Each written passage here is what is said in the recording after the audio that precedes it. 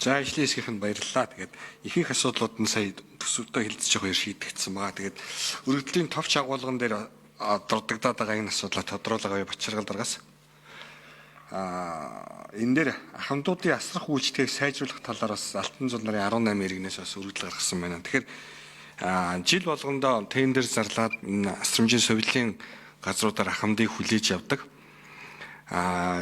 Манай ахмадууд маань жилдээ нэг удаа үйлчлүүлэх хэрэгтэй байдаг. Тэгээ орон нутгаар явж байхад бол ахмадууд залууд яг энэ Батжок буюу энэ амрах эрхийн бичгийг л их сургалсан ийм байдалтай байдаг юм. Тэгээд жилээс жилд багасч байгаа очиж сувилуулдаг, амардаг энэ газрууд нь улам багасаад байгаа гэдэг ийм зүйлийг ярьдаг. Тэгэхээр энэ ахмадуудын асрах үйлчлэгээний талаар нийгмийн даатгалын газраас ер нь ямархуу бодлого бариад байгаа юм бэ? Энэ дээр ер нь сангийн яамд та нар төсөвтэй холбоотоор санхүүжилттэй холбоотойгоор ямар санал гаргадгийг та эдийн өөрсдийн барьж байгаа бодлого ер нь ямар байгаа юм? Яг энэ ахмадыг асрах үйлчлэгийг дэмждэг ямар байгууллагуудтай ер нь хамтарч ажилладгийг энэ дээр хувийн хвшлийг ямархуу байдлаар одоо ер нь оролцуулах юм бодлого баримталж байгаа юм.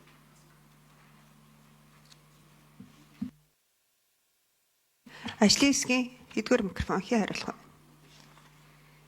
За ажлын хэсгийн 2 дугаар микрофон. Ажлын хэсгийн 2 дугаар микрофон.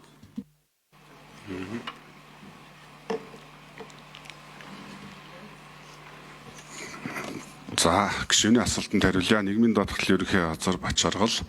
За нийгмийн даатгалын багц хууль буюу багц 4 хууль зааснаар ахмадтай холбоотой ахмадын сувилын асуудал бол үйлдвэрлэлийн ослын даатгалтай холбоотойгоор тавигддаг.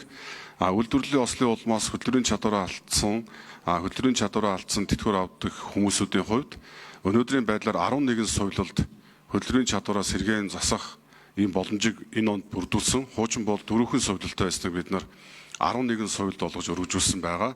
Дараагийн бодлого бол энэ баруун талд байгаа баруун аймагуудын сувилал бас энэ өрсөлдөөнд бас цөөхөн орж ирдэг. Энэ оны хувьд бол Өөр хангай аймаг анх удаа бас хужиртын сувилалд орж ирсэн. Бидний барьж байгаа бодлого бол аль болох баруун талдаа Ховд аймагт, Баяулгийн аймагт, Улсын аймагт, Завхан аймагт, Говь Алтай аймагт бас энэ сувилууд байдаг бол энэ өрсөлдөөнд оруулж ирээд хол явж сувилуулах биш. Аль болох тухайн орон нутгад илүү чанартай үйлчлэг авах юм боломжийг бүрдүүлэх зорилгоор ажиллаж байгаа. Гэхдээ мэдээж энэ Багнуур, Эрдэнэт, Дарханд байгаа энэ сайн сувилууд руу очигвол бид нар бас энэ холбогдох бүх зардлыг нь үйлдвэрлэлийн ослын сангаас хувьсах зардал хэлбэрээр болон унааны зардлыг нь гаргах энэ үйлчлэгийг бол бид нар бас одоо бас үзүүлж байгаа. Баярлалаа.